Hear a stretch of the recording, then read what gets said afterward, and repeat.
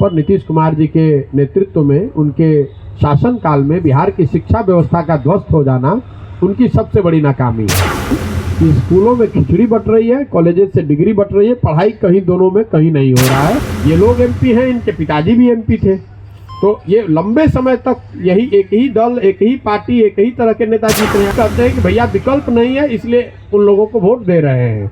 कि जो समाज है, जो लोग हैं, वो इस बात को समझे और इन मुद्दों के आधार पर लोगों का चुनाव करें। अगर आपने जैसा ठीक कहा कि सबको मालूम है कि ये समस्या है, लेकिन आप देखेंगे कि जो जनप्रतिनिधि चुन कर आ रहे हैं वो वही लोग हैं जो 3-3 बार, 4-4 बार, 5-5 बार जीत रहे हैं। तो मैं अपनी पब्लिक मीटिंग्स में भी लोगों को कह रहा हूं, जब मैं गांव में जाता हूं तो ये बताता हूं कि ये जो सारी समस्या है जिसके बारे में आप मुझे अवगत करा रहे हैं, तो ये रहते हुए आप फिर उसी प्रतिनिधि को बार बार वोट क्यों दे रहे हैं? तो लोगों के अपने जवाब है। ज़्यादातर लोग यही कहते हैं कि भैया विकल्प नहीं है इसलिए उन लोगों को वोट दे रहे हैं।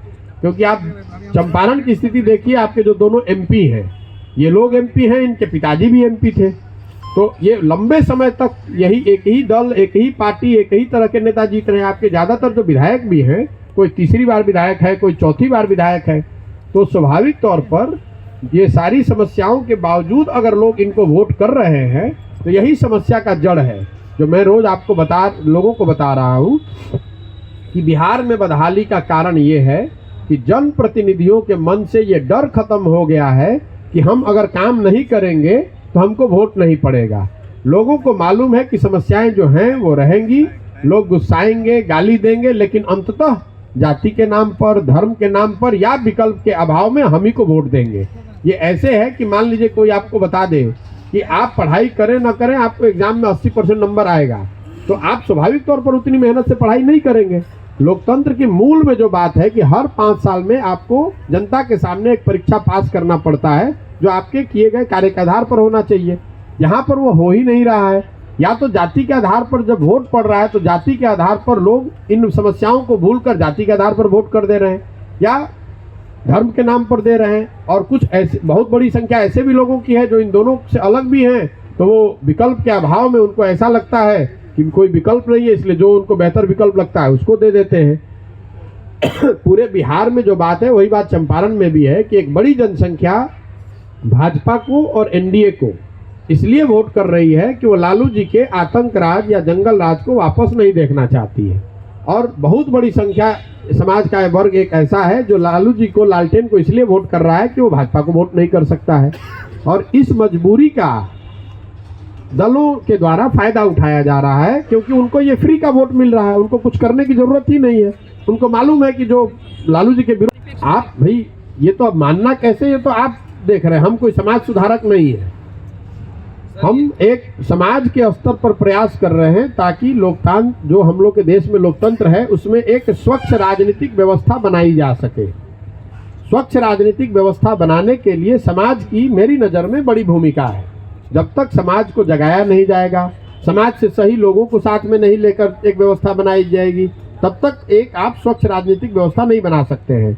इसीलिए मैं शुरू से कह रहा हूं कि ये दल बनाने का अभियान नहीं है, ये अभियान है एक नई व्यवस्था बनाने का, जिसमें समाज के लोगों के, समाज के प्रयास से, समाज के अनुभवों से उनको साथ में लाकर एक नई राजनीतिक व्यवस्था बनाई जाए। अगर विकल्प नहीं है तो प्रशांत किशोर दल बना लेंगे तो विकल्प नहीं होगा। विकल्प तब होगा जब बिहार के लोग, समाज के लोग, सही लोग मिलकर आएँ और विकल्प बनाए, तो वो सशक्त विकल्प होगा। मेरी भूमिका इस अभियान की, या इस सो कॉल्ड, जिसको आप कई लोग, आप लोग दल भी कह रहे हैं, इस सामाजिक राजनीतिक प्रयास के नेता के तौर पे नहीं है। मेरी भूमिका सूत्रधार की है। मेरी भूमिका है कि इस काम को किया जाए, समाज को ये बताया जाए, उनको इस बात को के लिए समझाया जाए कि अगर बिहार में तरक्की चाहते हैं, बिहार की स्थिति बेहतर बनाना चाहते हैं, अगर आप अपना और अपने बच्चों का भविष्य बेहतर बनाना चाहते हैं, तो कोई एक व्यक्ति, एक दल आकर इसको ठीक नहीं कर सकता है। आपको, हमको मिलकर प्रयास करना पड़ेगा। अगर आप और हम मिलकर प्रयास नहीं करेंगे, इन जाति, धर्म और विकल्प के अभाव की बात को छोड़कर ऊपर उठकर वोट नहीं करेंगे, तो बिहार सुधरने वाला नहीं है। ये बात ही बताने का पूरा अभियान है, उसी तहत लगे हुए हैं। शब्द प्रयोग आप हर जगह सुनते हैं, विधायक जी नहीं आते हैं, विधायक जी नहीं कुछ करते हैं, जनप्रतिनिधि कोई मदद नहीं करते, तो सामान्य बातें हर जगह हम लोग सुनते हैं, आपको पता है।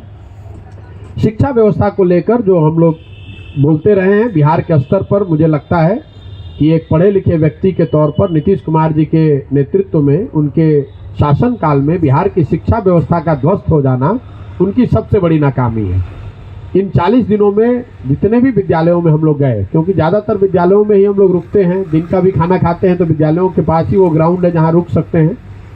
मेरा अभी तक का अनुभव रहा है कि इक्के दुक्के स्कूल को छोड़ दें तो शायद ही कोई ऐसा स्कूल है जहाँ बिल्डिंग, टीचर और बच्चों का समायोजन हो। मतलब जहाँ बिल्डिंग है वहाँ शिक्षक नहीं है, जहाँ शिक्षक है वहाँ बिल्डिंग है, जहाँ दोनों है वहाँ लड़के ही नहीं है। और विद्यालयों की जो पहचान है वो खिचड़ी बांटने के सेंटर के तौर पे, और कॉलेज की पहचान डिग्री बांटने की पहचान है उनकी, कि भाई वहाँ डिग्री मिलता है। जैसे जिस कॉलेज के प्रांगण में हम लोग बैठे हैं, यहाँ 15,000 बच्चे पढ़ते हैं। आज भी मेरे पास तीनों यहाँ कॉलेज जो है जिले के तीनों जगह के लड़के आए थे। उन्होंने बताया कि हम लोग एडमिशन के टाइम पर आते हैं, एडमिट कार्ड लेने आते हैं और फिर परीक्षा देने आते हैं, डिग्री मिल गई। तो मैं एक शब्द में अगर कहूँ तो जो बिहार के शिक्षा व्यवस्था के बारे में जो चीज़ मैं चंपारण में देख पाया हूँ कि स्कूलों में खिचड़ी बट रही है, कॉलेजेस से डिग्री बट रही है, पढ़ाई कहीं दोनों में कहीं नहीं हो रहा है। ये मोटे तौर पे शिक्षा व्यवस्था को लेकर इतना ही कहा जा रहा है। इस विद्यालय इस कॉलेज की अगर आप बात करें, यहाँ मुझे बताया गया कि 62 या 64 प्रोफेसर होने चाहिए, 15,000 विद्यार्थी हैं, इतना बड़ा प्रांगण है, इतनी बड़ी बिल्डिंग है, तो इंफ्रास्ट्रक्चर की कोई कमी नहीं है। लेकिन शिक्षक 32 हैं, 15,000 छात्र हैं, क्लास कैसे ही करा, अगर चाहे भी तो नहीं हो सकता है। तो ये स्थिति कमोवेश हर जगह है। उद्योग धंधे को लेकर चीनी उद्योग नहीं चल रहा है, ये बात तो आपको पहले से पता है, उसके लिए कोई पदयात्रा करने की जरूरत नहीं है। वो लोग हर जगह बताते हैं कि जो चीनी मिल यहाँ पर बहुत बड़ी संख्या में पहले थे, उसके दिशा में कोई सुझाव नहीं हुआ है। नेतागण आते रहे, उन्होंने सुझाव दिए, उन्होंने वादे किए, लेकिन वो हुआ नहीं है। चिकित्सा को लेकर, स्वास्थ्य को लेकर जो बात मेरी समझ में आई कि चंपारण में, पश्चिम चंपारण में स्वास्थ्य व्यवस्थाओं को लेकर लोग ज़्यादातर यूपी की सेवाओं पर डिपेंडेंट हैं। आप लोगों को भी ज़्यादा जानकारी होगी। सामान्य चिकित्सकीय सलाह मशवरे को अगर छोड़ दें तो अगर कोई सीरियस बीमारी आपको हो गई तो आप बेतिया में या पटना ना जाकर, आप में से ज़्यादातर लोग कुशीनगर, पडरौना, गोरखपुर जाते हैं, और यहाँ से जाने में लोगों को 5,000 से 12,000 रुपये तक एम्बुलेंस का या सरकार जो गाड़ी वो लेकर जाते हैं ये पैसा खर्च करते हैं। लेकिन ज़्यादातर लोग यही बताया कि भैया हम लोग यूपी ही जाते हैं।